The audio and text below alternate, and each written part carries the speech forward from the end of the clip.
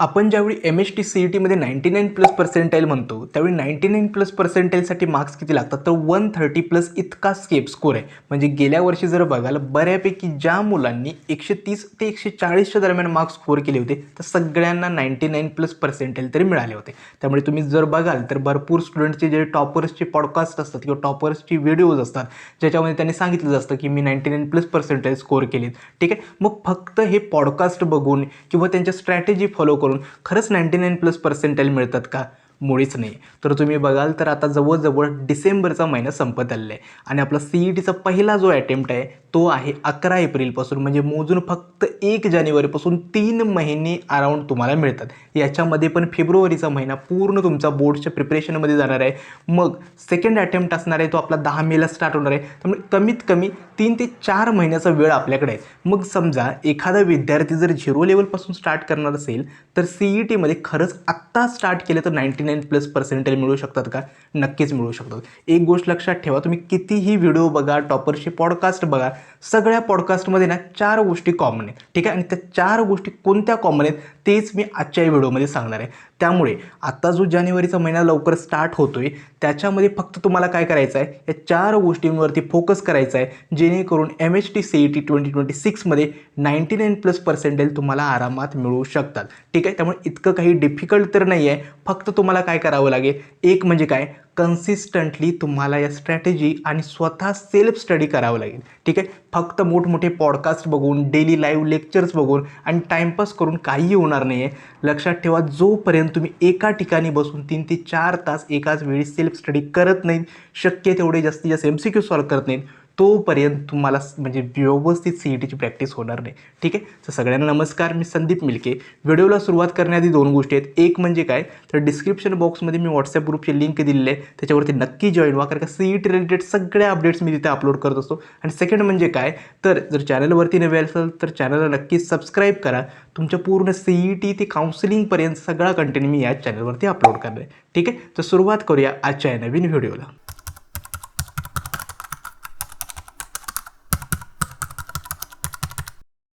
आपल्या प्रिपरेशनमधला सगळ्यात आणि महत्त्वाचा पहिला पॉईंट काय, तर तो आहे तुमचा सिलेबस कवर. लक्षात ठेवा, तर विद्यार्थ्यांचा प्रॉब्लेम काय होतो, एक म्हणजे काय, विद्यार्थ्यांच्या क्लासेसमध्ये किंवा कोचिंगमध्ये सिलेबस खूप फास्ट शिकवतात. म्हणजे जे क्रॅश कोर्स वगैरे घेत आहे ना त्याच्यामध्ये खूप लवकर सिलेबस कवर होतात, त्यामुळे बॅकलॉग्स क्रिएट होतात. सेकंड म्हणजे काय, तर विद्यार्थी काय करतात, तर जनरली कुणाचे टॉपर्सच्या नोट्स मिळतील का किंवा काहीतरी फॉर्म्युला शीट्स मिळतील का याच्या मागे लागतात. आणि थर्ड आणि सगळ्यात महत्त्वाची गोष्ट काय, की विद्यार्थ्यांचा एक गैरसमज आहे की 99+ पर्सेंटाईल हवं असेल तर मला 100% सिलेबस कव्हर करावा लागतो. ठीक आहे, असं काही नाही आहे. मग पुढच्या 4 महिन्यांमध्ये सिलेबस तुम्हाला कसा कव्हर करायचा आहे तो पहिला मुद्दा आहे. एक म्हणजे सी-ई-टीचा पहिला अटेम्प्ट असणार आहे तो आपला 11 एप्रिलला स्टार्ट होणार आहे. मग त्याच्या आधी कमीत कमी तुमचा 80% सिलेबस हा कव्हर झाला पाहिजे. ठीक आहे, आणि सेकंड अटेम्प्टला तुमचा प्रयत्न असला पाहिजे की 100% सिलेबस तुमचा 11वी आणि 12वीचा कव्हर झाला पाहिजे. ठीक आहे, आता इतका सिलेबस कव्हर झाला पाहिजे. मग सिलेबस कव्हर कसा करायचा, एक म्हणजे काय, कुणाचीही रँडमली लेक्चर्स आहेत ना तिथं टाईम वेस्ट करायचा नाही. ठीक आहे, म्हणजे होतं असं की भरपूर टीचर्स वगैरे आहेत ना, उगाच त्यांचं कंटेंट काही नाही आहे, मात्र 99+ percentile using this one shot lecture वगैरे अशा गोष्टी सगळ्या चालू असतात आणि जे कम्प्लिटली बेसलेस आहे.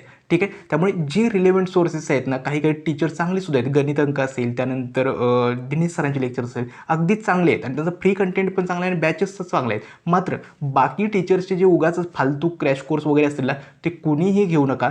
बेस्ट रिसोर्सेस कोणतेही मी ऑलरेडी याच्यावरती व्हिडिओ बनवला आहे सी-ई-टीसाठी. ठीक आहे, सेकंड गोष्ट म्हणजे काय, तर सिलेबस मला कव्हर करायचा आहे. मग माझा प्रायोरिटी काय असली पाहिजे किंवा 4 महिन्यात सिलेबस कसा कव्हर करायचा आहे. एक म्हणजे लक्षात ठेवा, तर पहिली गोष्ट म्हणजे काय, तुमच्या बोर्ड एक्झामची जी काही थिअरी तुम्ही कव्हर करताय ती थिअरी तुम्ही ॲज अ सी-ई-टीसाठी यूज करू शकता. उदाहरणार्थ आता बोर्ड एक्झाममध्ये तुम्ही काय करताय, सगळे डेरिव्हेशन्स यूज करताय, त्यांचे सगळे फॉर्म्युलाज तुम्हाला माहिती आहेत. ठीक आहे, मग ती थिअरी तुम्ही सी-ई-टीसाठी ॲज अ बॅकअप म्हणून तुम्ही यूज करू शकता. त्यामुळे शक्य तेवढा जेवढा सिलेबस आत्ता बोर्डसाठी प्रिपरेशन कराल त्याचा फायदा नंतर तुमच्या सी-ई-टीच्या वेळी होणार आहे. ठीक आहे, ही पहिली गोष्ट. सेकंड म्हणजे काय, तर शक्य करा की एका आठवड्यामध्ये कमीत कमी फिजिक्सचा एक, केमिस्ट्रीचा एक आणि मॅथमॅटिक्सचा एक 3 चॅप्टर्स तरी तुमचे कवर झालेच पाहिजेत. एवढं जरी करत गेलात तरी पुढच्या 4 महिन्यामध्ये तुमचा 100% सिलेबस कवर होऊ शकतो. ठीक आहे. सेकंड म्हणजे काय, आता समजा एखादा विद्यार्थी 0 लेवलपासून स्टार्ट करतोय जानेवारीपासून, तर त्याचा सिलेबस कवर कसा असला पाहिजे. समजा त्याने फिजिक्सचा पहिला चॅप्टर पिकअप केला, रोटेशनल डायनॅमिक्स. मग त्यानं पहिल्यांदा काय करायचं, तर वन शॉट लेक्चरमधून त्या चॅप्टरची कंप्लीट जी थिअरी आहे ती कवर करायची. ठीक आहे. वन शॉट लेक्चर्स तुम्ही कुणीही रेफर करा, किंवा मी सुद्धा वन शॉट लेक्चर्स फिजिक्ससाठी अपलोड करतोय. ठीक आहे. ते रेफर करा आणि वन शॉट लेक्चरमधून ट्राय करा की त्याचा फॉर्म्युला जे आहेत प्रत्येक चॅप्टरमध्ये जेवढे काही कन्सेप्ट आहे त्याचे जे फॉर्म्युलाज आहेत ते सगळे व्यवस्थित ॲनालाइज कराल. ठीक आहे. फॉर्म्युला माहिती पाहिजे, तो कसा यूज करायचा आणि कुठे यूज करायचा, आणि त्याच्या सगळ्या व्हॅल्यूच्या कन्सेप्ट आहेत ना त्या क्लिअर असल्या पाहिजे. ठीक आहे. सेकंड म्हणजे काय, जे फॉर्म्युलाज लर्न करताय ते सगळे एका पेजवरती लिहून किंवा फॉर्म्युला शीट स्वतःची स्वतः बनवा. ठीक आहे. आणि थर्ड आहे म्हणजे काय, ती फॉर्म्युला शीट स्वतःच्या टेबलसमोर किंवा स्टडी टेबलसमोर शिकतोय, त्याचा नक्की तुमचा खूप फायदा होणार आहे.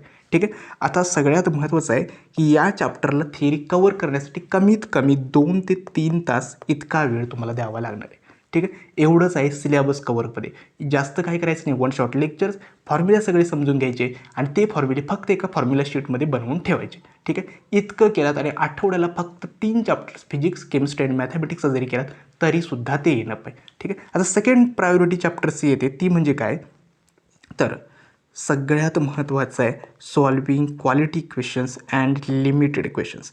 आता एक सगळ्यात महत्त्वाचं इम्पॉर्टंट सांगतो की number of questions you solve is directly proportional to the your percentage. म्हणजे जेवढे क्वेश्चन्स तुम्ही जास्तीत जास्त सॉल्व कराल, ठीक आहे, तेवढे चान्सेस आहेत की जास्तीत जास्त पर्सेंटेज तुम्हाला मिळेल. ठीक आहे. आता क्वेश्चन्स किती सॉल्व करायचे आणि कुठून सॉल्व करायचे लक्षात ठेवा. पहिल्यांदा क्वेश्चन्स ज्यावेळी तुम्ही MCQ सॉल्व करताय CETचे, ठीक आहे, ते सॉल्व करताना पहिली प्रायोरिटी द्यायची PYQ.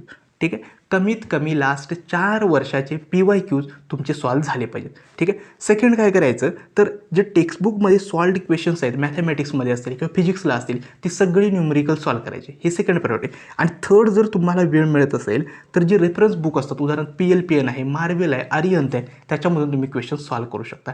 ठीक आहे. आता क्वेश्चन्स किती सॉल्व करायचे आहेत हा एक महत्त्वाचा मुद्दा आहे. एक म्हणजे काय, प्रत्येक चॅप्टरचे कमीत कमी 60+ क्वेश्चन तरी सॉल्व झालेच पाहिजे. ठीक आहे. आणि कुठं थांबायचं हे सुद्धा महत्त्वाचं आहे. लक्षात ठेवा, ज्यावेळी वाटतं की क्वेश्चन सॉल्व करताना आता बऱ्यापैकी माझे क्वेश्चन सॉल्व होत आहेत, म्हणजेच 10 पैकी ॲटलीस्ट 8 क्वेश्चन सॉल्व होतात, म्हणजे तू माझा चॅप्टर परफेक्ट झालेला आहे. ठीक आहे. त्यावेळी ते थांबणं गरजेचं आहे. उगाचच ते परत questions again and again solve करायचं, कारण का जनरली PYQजमध्ये काय असतो, पॅटर्न सेम असतो, म्हणजे एकाच पॅटर्नचे क्वेश्चन्स 1 ते 2 वेळा विचारले जातात. ओके. आणि तेच क्वेश्चन्स असतात, फक्त व्हॅल्यू वेगळे असतात. त्यामुळे ते अगेन अँड अगेन सॉल्व करण्याची काही गरज नाही. शक्य तेवढे पॅटर्न्स फाइंड करा की या पॅटर्नवरती क्वेश्चन्स विचारला जातो, तो यावर्षीसुद्धा विचारला शकतो, त्यामुळे ते पॅटर्न्स आयडेंटिफाय करा. आणखीन एक महत्त्वाचा पॉईंट म्हणजे काय, जेवढे काही क्वेश्चन सॉल्व कराल, ठीक आहे, ते सगळेच्या सगळे जे रॉंग जे क्वेश्चन्स आहेत त्यांना मार्क करून ठेवा, जेणेकरून पुढच्या वेळी ज्यावेळी तुम्ही रिवाईज करायला याल त्यावेळी ते सगळे त्याचा उपयोग यायला येईल की हा क्वेश्चन माझा चुकला होता, याच्यावरती मला जास्त फोकस करायला पाहिजे, हे येईल. ठीक आहे. आणखीन एक महत्त्वाचा इश्यू काय होतो, तर भरपूर मुलांचा इश्यू हा आहे की क्वेश्चन्स त्यांना सॉल्व होत नाही. ठीक आहे. मग ह्याच्यावरती सोल्युशन काय आहे, आता मी हे माझ्या प्रिपरेशनमध्ये फॉलो करायला येतो. एक म्हणजे काय, सपोज मी 17 क्वेश्चन्स पिकअप केले कोणत्याही चॅप्टरचे. उदाहरणार्थ मी काय केले, तर इंटिग्रेशनची किंवा डेफिनेट इंटिग्रेशनचे 17 क्वेश्चन्स मी पिकअप केले. ठीक आहे. टाईम बाउंडेड मी PYQ सॉल्व करायचो आणि टाईम बाउंडेडमध्ये काय केले, तर ॲप्रॉक्सिमेटली काय केलं, तर 30 मिनिटाचा टायमर सेट केला. ठीक आहे. या 30 मिनिट्समध्ये माझे 17 पैकी 8 क्वेश्चन्स करेक्ट आले. ओके. बाकीचे 9 क्वेश्चन्स माझेच चुकले. ठीक आहे. मग मी काय करेल, जास्तीत जास्त वेळ हे 9 क्वेश्चन्स कुठे चुकले ते पहिल्यांदा ॲनालाइज करेल. ठीक आहे. आणि त्याला मार्क्ससुद्धा करून ठेवेल की हे माझे क्वेश्चन चुकले होते आणि कुठे. ओके. आणि सोल्युशन्स भलेही तुमचे चुकले असतील तरी सोल्युशन समजून घेण्याचा प्रयत्न करेल. ठीक आहे. की सोल्युशन्स कसं आलं आहे, काय आले. ओके. आणि ज्यावेळी मी नेक्स्ट टाईम हे क्वेश्चन्स रिवाईज करायला येईल किंवा PYQ रिवाईज करेल त्यावेळी ते क्वेश्चन्स परत सॉल्व करायचा प्रयत्न आहे. यावेळी मात्र माझा प्रयत्न काय असेल, जे क्वेश्चन चुकले होते ते व्यवस्थित सॉल्व झालेत पाहिजेत. ठीक आहे. जेणेकरून काय होईल, जरी क्वेश्चन्स पहिल्या अटेम्प्टमध्ये चुकले, ज्यावेळी तुम्ही रिवाईज करायला याल त्यावेळी तो क्वेश्चन्स तुमचा सॉल्व झालेला असेल. ठीक आहे. त्यामुळे क्वेश्चन जमत नाही आहेत, सॉल्व होत नाहीत, नो इश्यूज. ओके. लक्षात ठेवा, जरी क्वेश्चन नाही सॉल्व झाले तरीसुद्धा प्रयत्न करा, चुकलेल्या क्वेश्चनसाठी त्याचे सोल्युशन्स बघा, ते समजून घ्या आणि पुढे जा. ठीक आहे. हे होता सेकंड पॉईंट की क्वेश्चन्सची क्वालिटी मॅटर करते, नॉट की क्वांटिटी. ठीक आहे. पहिली प्रायोरिटी PYQज, त्यानंतर टेक्स्टबुकमधले सॉल्व्ड क्वेश्चन्स आणि त्यानंतर रेफरन्स बुकमधले MCQज. आता सब्जेक्ट वाईज स्ट्रॅटेजी हा असणार आहे तिसरा प्लॅन. ठीक आहे. पहिली प्रायोरिटी कायम तुमची मॅथ्सला दिली पाहिजेत, दुसरी असणार आहे केमिस्ट्री आणि तिसरी असणार आहे फिजिक्स. ठीक आहे. मॅथ्समध्ये काय करायचं, मॅथमॅटिक्ससाठी लक्षात ठेवा फॉर्म्युले सगळे पाठ पाहिजेत. ठीक आहे. हाय वेटेज चॅप्टर्सला टार्गेट करायचं आणि जास्तीत जास्त प्रॅक्टिस इम्पॉर्टंट आहे. मॅथमॅटिक्समध्ये कमीत कमी जर 60+ जरी मार्क्स येत असतील, कारण का मॅथमॅटिक्सची डिफिकल्टी लेवल थोडी वाढलेली आहे, 60+ तरी येणं पाहिजे. ठीक आहे. सेकंड आहे आपली प्रायोरिटी केमिस्ट्री. केमिस्ट्रीचे सगळे क्वेश्चन्स खूप इझी असणार आहेत आणि डायरेक्टली टेक्स्टबुक बेस्ड असणार. ठीक आहे. त्यामुळे केमिस्ट्रीमध्ये लक्षात ठेवा टेक्स्टबुक लाईन बाय लाईनवरती गो थ्रू जा. ठीक आहे. केमिस्ट्रीचे जेवढे काही MCQs फाइंड होतील सगळेच्या सगळे केमिस्ट्रीचे MCQs सॉल्व्ह करा. ठीक आहे. तिसरं असणार आहे ते म्हणजे काय, फिजिक्स. लक्षात ठेवा फिजिक्सला थोडा इश्यू येणार आहे का, कारण का 90 मिनिटांमध्ये फिजिक्स आणि केमिस्ट्रीचे 100 क्वेश्चन सॉल्व्ह करायचे. ठीक आहे. आणि फिजिक्सचे जनरली जे क्वेश्चन्स असतात ना खूप हाय लेवलचे MCQs विचारले जातात. ठीक आहे. मग वेळ कमी येतो, त्यामुळे क्वेश्चन्सला लक्षात ठेवा वेळ कमी मिळाल्यामुळे फिजिक्सचा स्कोर थोडाफार कमी येऊ शकतो. त्यामुळे फिजिक्सला काय करायचं तर PYQ जे आहेत ना ती सगळे अंडरस्टँड करा. जनरली फिजिक्समध्ये जे PYQs होतात त्या अगेन अँड अगेन रिपीट होतात, फक्त त्याच्यामध्ये व्हॅल्यू चेंज केलेले असतात. ठीक आहे. त्यामुळे फिजिक्सला PYQsवरती जास्त फोकस करायचं आहे. हेच आहे 3 तुम्हाला स्ट्रॅटेजीत, वेगळं काही नाही आहे. आता चौथा आणि महत्त्वाचा मुद्दा म्हणजे काय, मॉक टेस्ट आणि रिव्हिजन प्लॅन. आता शेवटच्या 15 दिवसांमध्ये जनरली ना तुम्ही मॉक टेस्ट देणं गरजेचं असतं. तर मॉक टेस्ट नाही आहेत ना मी दरवर्षी प्रोव्हाइड करतो, हे मी लास्ट 4 इयर्सपासून करतो आहे. ठीक आहे. तुम्हाला कमीत कमी प्राईसमध्ये एकतर फुल लेंथ बऱ्यापैकी 20 ते 30 मॉक टेस्टचा सेट मी तुम्हाला प्रोव्हाइड करत असतो. ठीक आहे. आणि पर्सनल मेंटरशिपसुद्धा असते. ठीक आहे. जी जनरली काय करतो तर एक्झामच्या 1 महिना आधी स्टार्ट होते, मग त्यावेळी मी तुम्हाला सांगेल. त्यामुळे 15 दिवसांमध्ये जास्तीत जास्त तुम्हाला एक्झामच्या शेवटच्या 15 दिवसांमध्ये मॉक टेस्ट देणं गरजेचं आहे. ती मॉक टेस्ट ॲनालाइज करणं, तुमच्या मिस्टेक्स कुठे होत आहेत, कुठल्या चॅप्टर्समधून तुम्हाला क्वेश्चन जमत नाहीत त्याच्यावरती काम करणं आणि परत पुढची मॉक टेस्ट देणं. आणि मॉक टेस्ट ज्यावेळी तुम्ही सॉल्व्ह करत असाल त्याच्यावेळी तुम्ही पॅरली रिव्हिजनसुद्धा करत असाल. त्यावेळी मॉक टेस्ट आणि रिव्हिजन प्लॅन ही असणारी तुमची लास्टची स्टेप जी शेवटच्या 15 दिवसांमध्ये करायचं आहे. आय होप तुम्हाला हा प्लॅन समजला असेल. लक्षात ठेवा पहिली गोष्ट, जानेवारीमध्ये तुमचा पूर्ण फोकस असणार आहे जास्तीत जास्त syllabus cover plus बोर्डचा preparation. Second असणार आहे फेब्रुवारीमध्ये तुम्हाला पूर्ण बोर्ड एक्झामच्या प्रिपरेशनवरती फोकस करायचं आहे. थर्ड असणार आहे मार्चमध्ये तुम्हाला CETचे जेवढे काही म्हणजे जेवढे काही शक्य असतील तेवढे MCQs सॉल्व्ह करायचे आहेत.